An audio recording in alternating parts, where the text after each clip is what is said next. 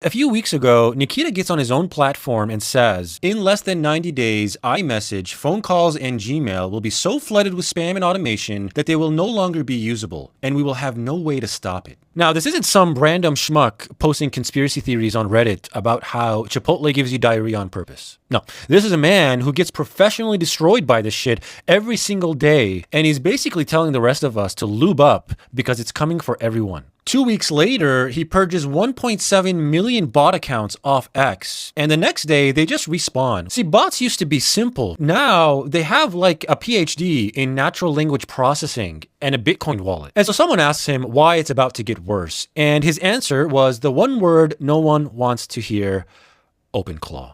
Now, if you're not familiar with OpenClaw, firstly, I envy you. It's currently the highest art software project in GitHub history. It has more stars than React. Jensen Huang, the CEO of NVIDIA, who has almost certainly never tried OpenClaw or even knows what it does, just called it the most important open source project in the history of humanity. What OpenClaw does is it lets any moron with a laptop build an AI agent that can send emails and texts and browse the web and make phone calls and impersonate you. Some guy had his OpenClaw negotiate car prices with dealers over iMessage while he was at brunch. Nikita's point is basically what happens when every scammer in Nigeria and every crypto bro in Miami and every horny catfisher in Wyoming gets one of these. See, because before you needed to actually know shit to be a spammer. You needed to know how to operate servers and write scripts and read code. Now you just need a laptop and the moral compass of a pharma CEO. And the problem with spam is not just that it's a nuisance. The Chinese government, surprise, surprise, they figure this out before anyone.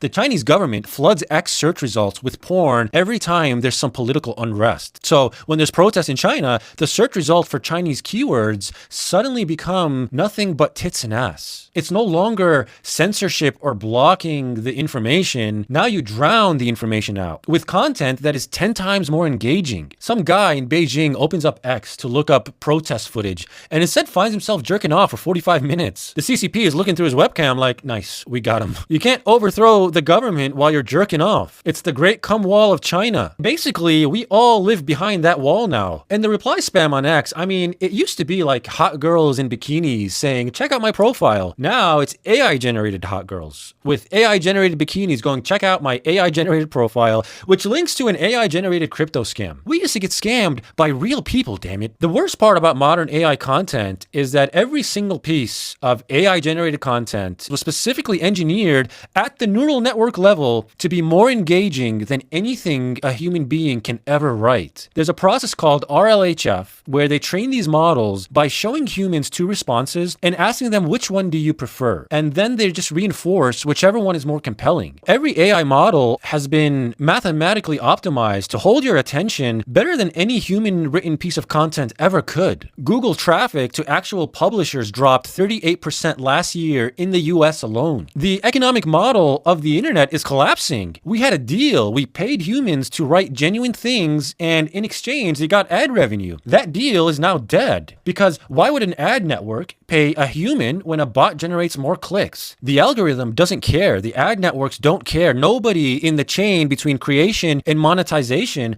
has any incentive whatsoever to care if it's real. You can see this playing out everywhere. Of YouTube's 100 fastest growing channels last year, nearly 10 were fully AI generated. Slop was the Merriam-Webster word of the year for 2025. We went from selfie to slop in about 10 years. That's basically the arc of the internet in a single sentence. And I mean, look, the internet was always full of spam. Let's not pretend it wasn't. But at least the spam used to be stupid. You could see it coming from a mile away. The grammar was shit. You had like 3 different fonts in a single sentence. Nobody fell for that shit. Almost nobody. And now the spam is smarter than you. It writes better than you. The spam went out and got a college degree, and you're still on your parents' phone plan. And Nikita. Poor Nikita. I mean, he's still in there fighting. He added a dislike button to replies last week. That's basically like the forefront of spam fighting today. A freaking dislike button. And so you're probably wondering, okay, so what happens next? What's the play?